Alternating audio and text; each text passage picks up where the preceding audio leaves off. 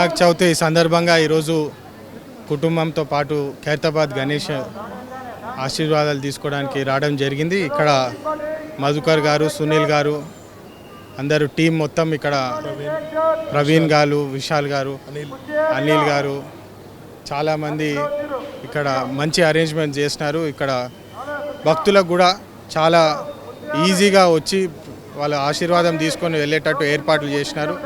Really చాలా బాగా organise చేసినారు. ఇక్కడ ఈసారి రీసెంట్గా జరిగిన వరదలు గుర్తు చేసుకొని భగవంతునికి ఒకటే ప్రార్థించినాను, అందరూ క్షేమంగా ఉండాలని చెప్పి.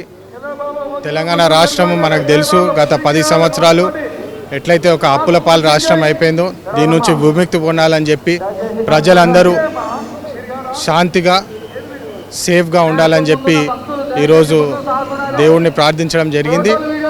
ఇక్కడ వచ్చిన భక్తులందరికీ కూడా నా విజ్ఞప్తి, కొంచెం సేఫ్గా ఉండండి. కుటుంబంతో చిన్న పిల్లలు కూడా వస్తున్నారు, అందరికీ మంచిగా దర్శనం అయ్యేటట్టు ఉండాలని చెప్పి ఇక్కడ కమిటీ మెంబర్స్ కూడా నా request. And one more thing, ఇక్కడ కమిటీకి కూడా ఏదన్నా నా వంతు సహకరించాలంటే ఖచ్చితంగా నేను ఇక్కడ ఉన్నానని చెప్పి అందరికీ మళ్ళొకసారి భరోసా ఇస్తూ ఇంత మంచి ఆర్గనైజ్ చేసిన కమిటీ మెంబర్స్ అందరికీ నా హృదయపూర్వక ధన్యవాదాలు.